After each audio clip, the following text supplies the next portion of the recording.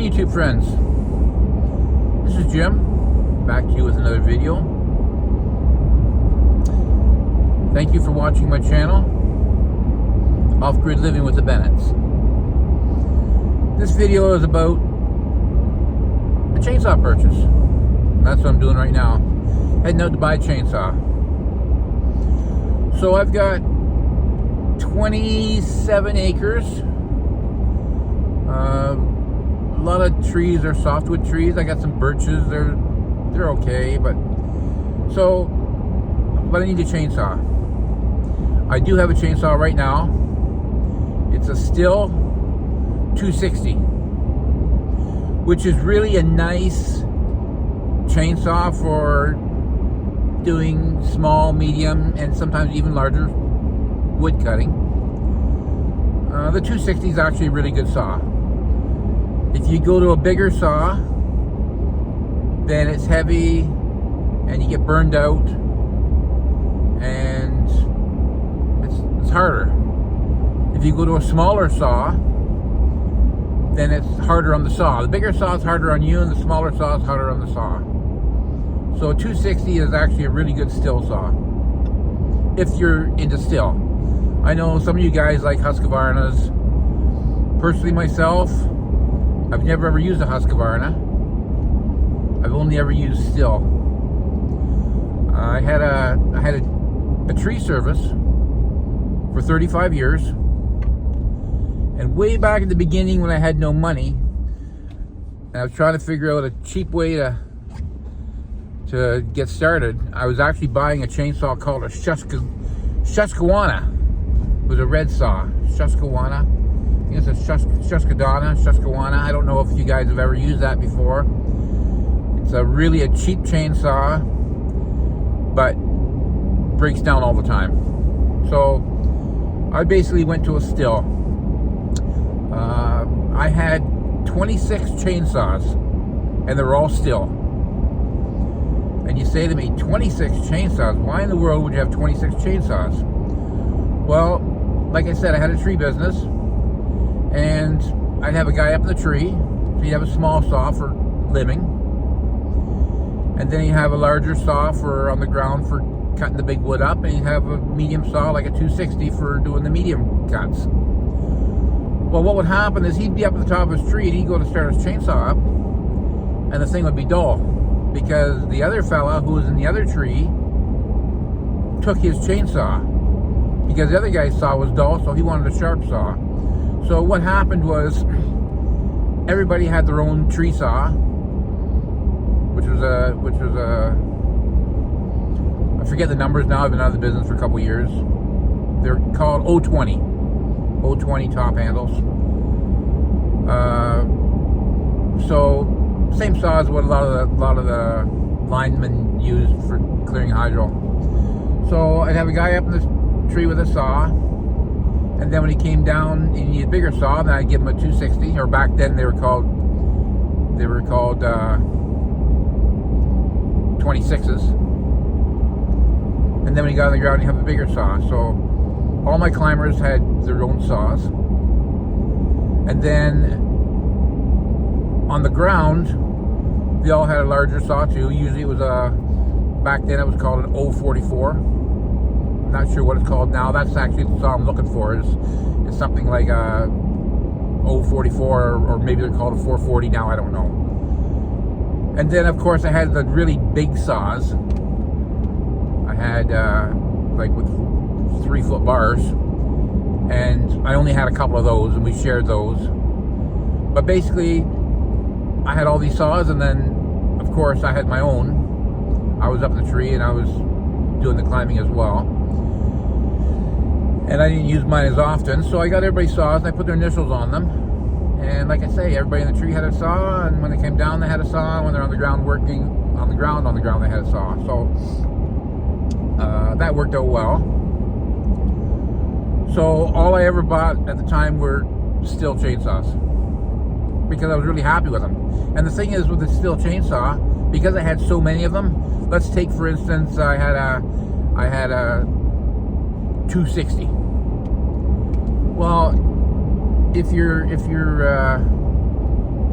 your cylinder went because it got dirt in it or the wrong gas mixture or whatever, then I kept the rest of the saw for spare parts.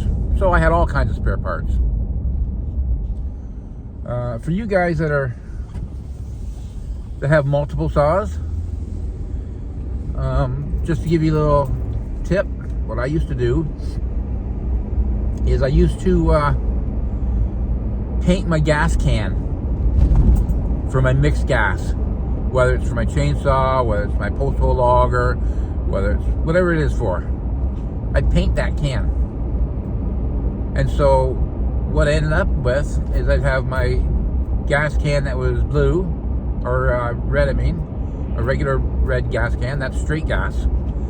And the other gas can I'd paint up blue, and that would be mixed gas. Because there's nothing worse than getting your gas mixed up. I had 3 brand spanking new saws one day, brand new. I'm trying to, oh, they were 066s, still 066s. I was doing a job out of town. I took all 3 saws with me. Went up to the first tree, started into my notch. I'm into quite a large silver maple. I'm into my notch, and all of a sudden, saw bogs out. I'm thinking, that's weird, it's a brand new saw. So then I turned around and I grabbed my second saw, which was again a brand new saw, started into it, bogged out again. That's not right. So I talked to my, at the time it was my youngest son. So someone says, what's with these saws? Did you gas these up? He said, yeah. Which gas did you use? I find out that he put straight gas into my chainsaws. Says to him, I says, okay, well, which saws did you gas up? He says, I don't know. I said, okay, fine. Get ourselves out a container, dump all the gas out of all the saws, which is what we did. Then we put in the mixed gas, and then after that, I always painted my gas cans. This one is blue, it's for mixed gas. This one's a regular gas can. This is for your straight gas. Now, as it turns out, there was no damage done to either of those 2 saws, which I was really surprised.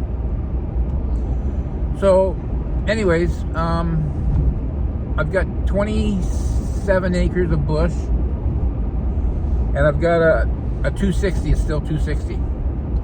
So I'm thinking, yeah, I need to get myself a bigger chainsaw.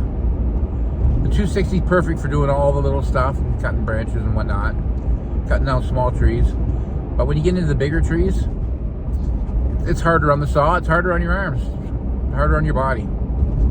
So you get the saw that's going to do the job for you. And, you know, I've seen people with the wrong saw cutting, and they're just fighting, and they're killing their biceps, and they're killing the saw.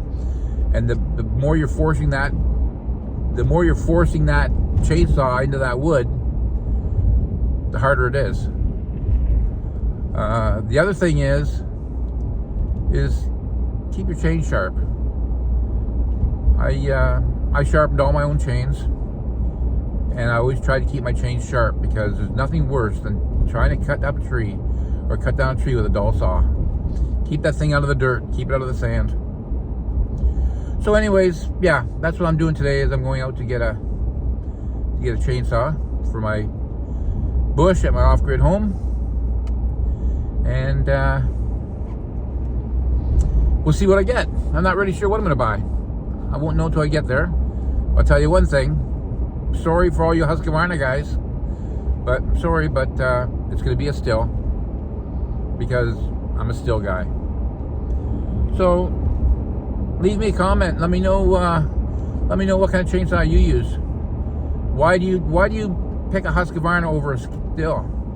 Or why do you pick a Poland over a still? Or what's your preference? Anyways, if this video has been helpful to you, give me a thumbs up. And if you haven't subscribed to my channel, I'd appreciate it if you subscribed.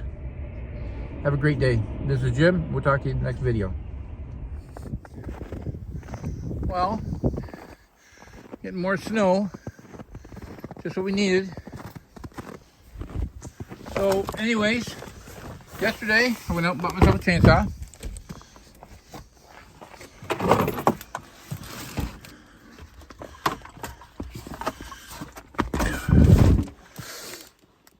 There she is. No Shindawas here. No Polands. No Husqvarnas. I decided if I'm going to get a chainsaw, might as well get a real one. Sorry for all you guys that don't like Stihl, but that's just the way it went. Anyways, subscribe to my channel. And yeah, looks like tomorrow's a snow plowing day. Get the ATV out and start cleaning this stuff up. Anyways, have a good evening.